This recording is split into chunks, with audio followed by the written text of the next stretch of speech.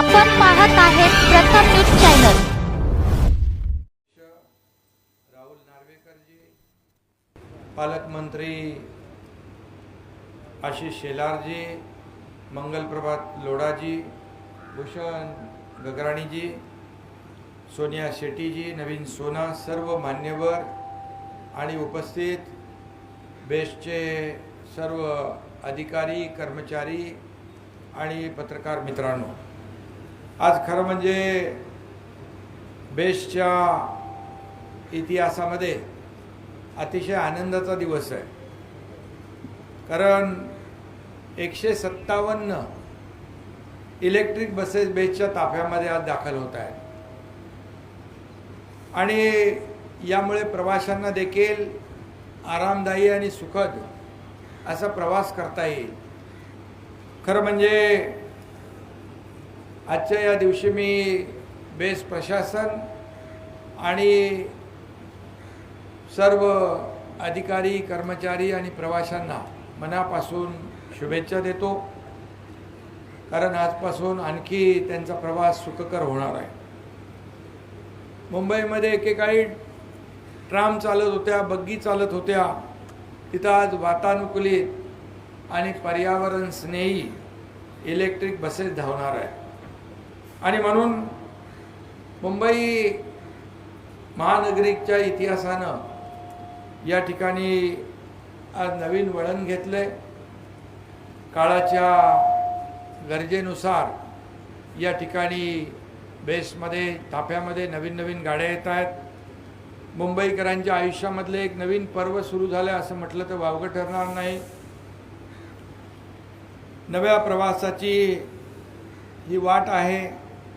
म्हणजे आम्ही म्हणतो गतिमान सरकार, आणि म्हणून गतिशील विकासाचा थाट आहे असं म्हटलं तर वावगं ठरणार नाही।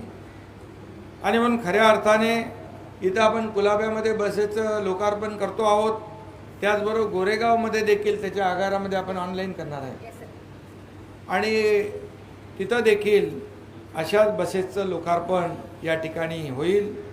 खऱ्या अर्थाने आम्ही महायुती सरकारने मुंबईकरांना दिलेला शब्द या ठिकाणी पूर्ण करतो आहोत।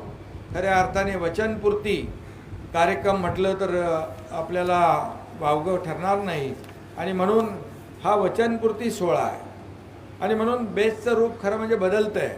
खऱ्या अर्थाने नावाला साजेशी बेस्ट सर्व्हिस आता प्रवाशांना मिळू लागेल।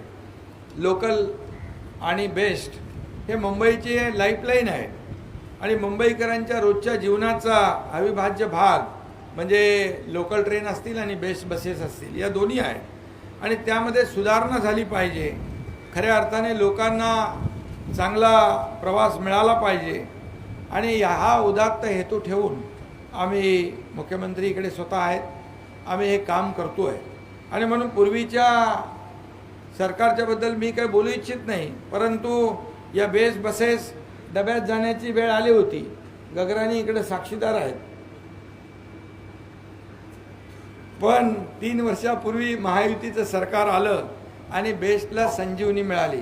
मुख्यमंत्री महोदय जेव्हा जेव्हा आपण सांगितलं त्यांना तेव्हा तेव्हा त्यांनी पैसे बेस्टला दिले आणि आतापर्यंत 3400 कोटी रुपये बेस्टला दिले। यावर्षी देखील 1000 कोटीची तरतूद ठेवलेली आहे।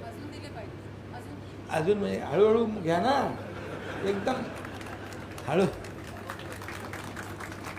मॅडम आता नवीन इकडे चार्ज घेतला त्यामुळे अजून दिले पाहिजे म्हणतायत, मिळतील पैसे, काळजी करू नका। पण या ठिकाणी खऱ्या अर्थाने मुंबई महापालिकेने बेस्टला नेहमीच मदत केलेली आहे आणि म्हणून खऱ्या अर्थाने आजचा दिवस हा या ठिकाणी आज ऐतिहासिक दिवस म्हणून आपण म्हणूया याला। आता दररोज 3 लाख प्रवाशांचा रोज सुखाचा आणि गारेगार प्रवास होईल, आरामदायी प्रवास होईल आणि शेवटी हे प्रवासी आपले मुंबईकर आहेत, थकून भागून कामावर जातात आपापल्या ठिकाणी आणि मग प्रवासामध्ये देखील त्यांना धक्के खायला लागले तर पूर्ण एनर्जी त्यांची राहत नाही आणि म्हणून त्या ठिकाणी त्यांची एफिशियन्सी वाढली पाहिजे। पण अशा प्रकारचे इलेक्ट्रिक व्हेकल्स, आपल्या एअर कंडिशन गाड्या या ठिकाणी मुंबईकरांच्या सेवेमध्ये देण्याचा प्रयत्न आपण करतोय। खरं म्हणजे ज्यांची सत्ता यापूर्वी होती त्यांनी इतके वर्ष, आम्ही तर बेस्टला बेस्ट बनवतो आहे, पण इतकी वर्ष त्यांनी वेस्ट केलेली आहेत. अशीच काय